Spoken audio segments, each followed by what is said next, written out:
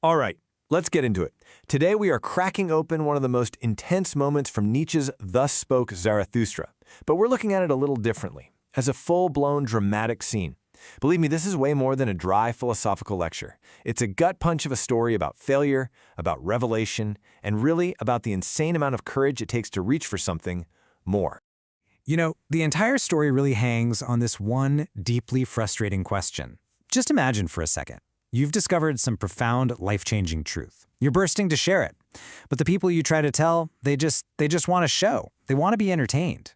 This is the exact spot Zarathustra finds himself in, and it's what kicks this whole thing off. So, to really get this, we have to see the whole scene as a kind of cosmic wager. It's not just a man talking to a crowd. It's a battle between two elemental forces, these two competing spirits that are fighting for the very soul of humanity. The big question is, are we going to strive for greatness, or are we just going to settle for being comfortable? And this is how that conflict breaks down. On one side, you've got the spirit of becoming. This is all about striving, taking risks, creating something new. It's about being a bridge to a better future. But on the other side, you have the spirit of contempt. And this is the voice of cynicism, of comfort, of just staying put. It's that little voice in your head that whispers, don't bother, play it safe. And this is where our guy, Zarathustra, steps onto the stage. See, he's just spent years alone, figuring things out, gaining all this wisdom, and now he feels this powerful urge to give it away, to share it with the world. But you can feel the frustration in this quote, right? He feels like he's bringing them this world-changing fire, and they're just looking for a magic trick. So here's the scene. Zarathustra walks into this town square. The air is thick with what Nietzsche calls a low hum of modern unease. The crowd is antsy. They're waiting for a tightrope walker to perform. And right into the middle of this hunger for cheap thrills, Zarathustra decides this is the perfect place to deliver his life's work. And wow, he does not pull any punches. He jumps right in with this incredibly bold, almost insulting declaration. He calls them citizens of the motley cow.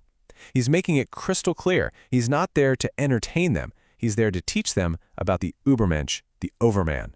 So, what in the world is this Übermensch? Well, it's Nietzsche's big idea, his ideal for humanity. It has nothing to do with power over other people, it's about power over yourself. It's about becoming a person who doesn't just swallow the values they're given, but creates new ones. Someone who sees every single challenge not as a setback, but as a bridge to becoming something more. And how does the crowd take this incredible call to self-overcoming? Yeah, they laugh at him. They mock him. They don't want a challenge. They want comfort. They scream for something called the last man, this ideal that promises total happiness through an easy, effortless life. They just want to blink, to live without thinking, without trying, without striving. The last man is the total opposite of the Übermensch. It's the ultimate goal of mediocrity. A person who has engineered a life with zero risk, zero pain, and because of that, zero meaning. The last man is the perfect symbol for that spirit of contempt we talked about. Hearing their rejection, Zarathustra hits them with this powerful metaphor. He says humanity isn't some fixed thing. It's not a destination. We are a process. We're like this fragile rope stretched over a terrifying abyss. Behind us is our animal past. Ahead of us is our incredible potential. The journey across is dangerous, but it's everything.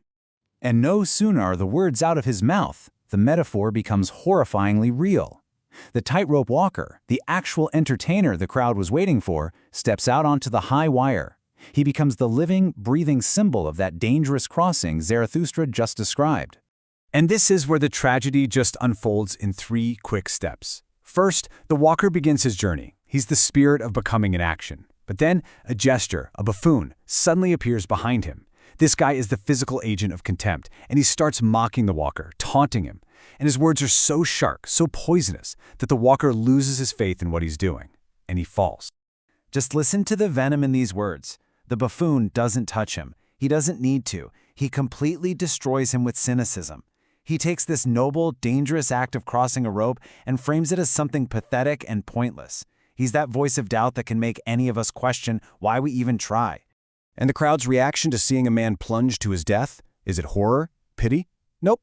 It's a cry for more entertainment. Their fun was interrupted by the messy reality of death, and they get bored and just leave. They're completely indifferent to the dying man now lying at Zarathustra's feet. So now the story shifts. The noisy marketplace goes quiet. It's empty.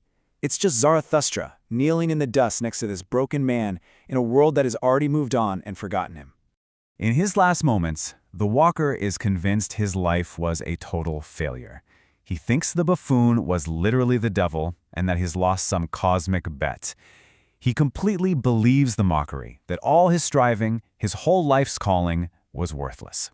But Zarathustra fiercely, passionately rejects this. He completely reframes what just happened. He tells the man, "You didn't fail. You chose a life of risk over a life of safety.